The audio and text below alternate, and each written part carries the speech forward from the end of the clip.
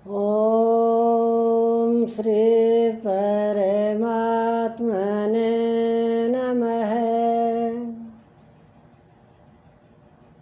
अध्याय प्रथम, श्लोक 15 से 16। पांचजन्यं ऋषिकेशो देवदत्तं धनञ्जयः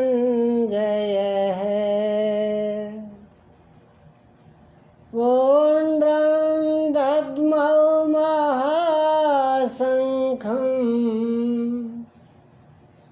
भीमकर्मामृकोदरः।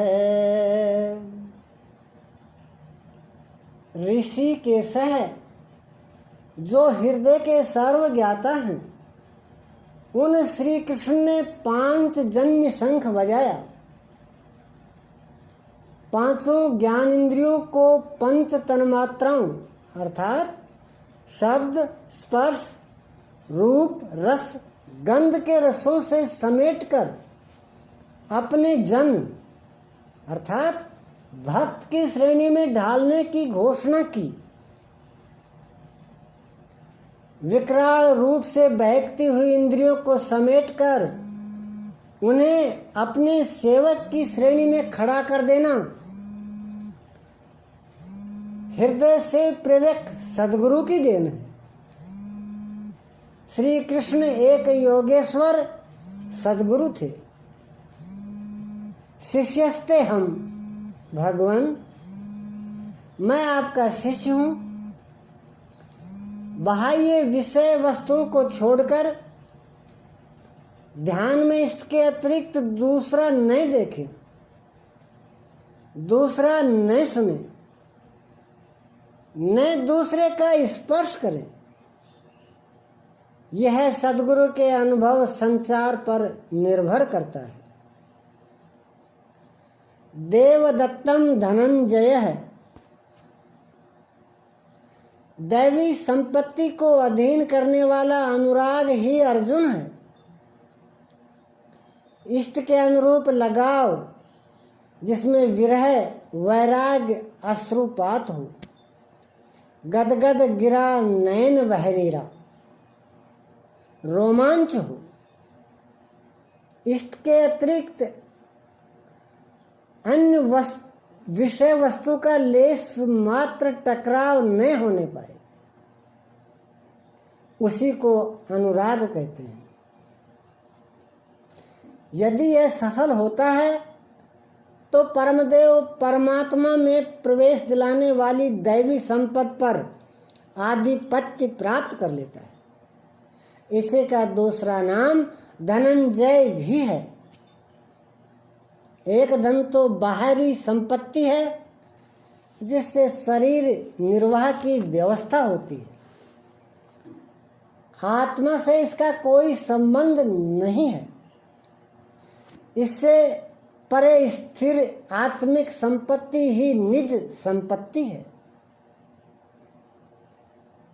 बृहदारण्यकोपनिषद में याज्ञवल्क्य ने मैत्रेयी को यही समझाया कि धन से संपन्न पृथ्वी के स्वामित्व से भी अमृत तत्व की प्राप्ति नहीं हो सकती। उसका उपाय आत्मिक संपत्ति है।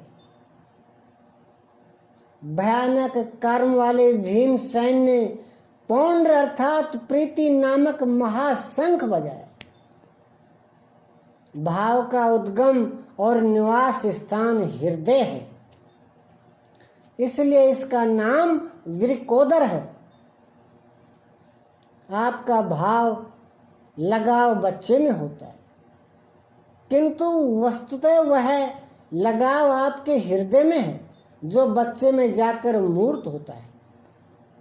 यह भाव अथाह और महान बलशाली है। उसने प्रीति नामक महाशंख बजाया। भाव में ही प्रीति निहित है। इसलिए भीम ने पौंड्र अर्थात प्रीति नामक महाशंख बजाया। भाव महान बलवान है, किंतु प्रीति संचार के माध्यम से हरे व्यापक सर्वत्र समाना, प्रेम तैं प्रगट हो ही मैं जाना।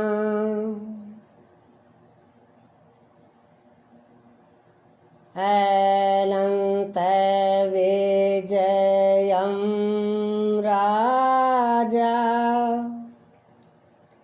कुंती पुत्रो युधिष्ठिरः,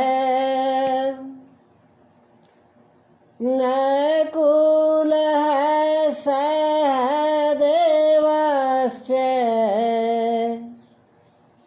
सुघोषमणि पुष्पकौ। कुंती पुत्र राजा युधिष्ठिर ने अनंत विजय नामक शंख बजाया।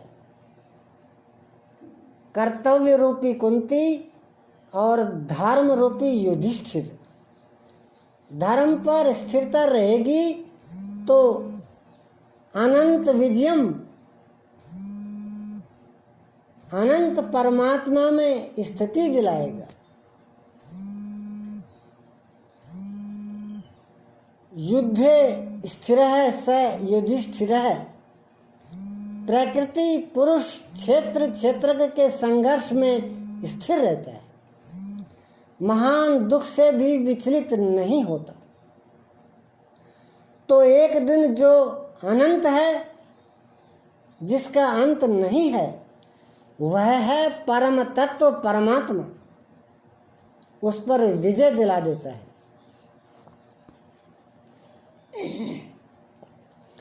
नियम रूपी नकुल ने सुघोष नामक शंख बजाया। ज्यों ज्यों नियम उन्नत होगा, अशुभ का शमन होता जाएगा, शुभ घोषित होता जाएगा। सत्संग रूपी सहदेव ने मणि पुष्पक नामक शंख बजाया। मनीषियों ने प्रत्येक श्वास को बहुमूल्य मणि की संज्ञा दी है। तेरी हीरा जैसी श्वास बातों में बीती जाए। एक सत्संग तो वह है जो आप सत्पुरुषों की वाणी से सुनते हैं, किंतु यथार्थ सत्संग आंतरिक है। श्री कृष्ण के अनुसार आत्मा ही सत्य है, सनातन है। चित्त सब ओर से सिमटकर आत्मा की संगत करने लगी, यही वास्तविक सत्संग है। यह सत्संग चिंतन, ध्यान और समाधि के अभ्यास से संपन्न होता है।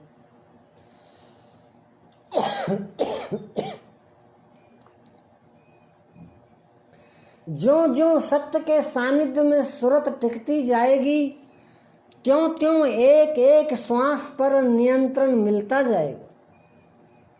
मन सहित इंद्रियों का निरोध होता जाएगा। जिस दिन सर्वथा निरोध होगा, वस्तु प्राप्त हो जाएगी।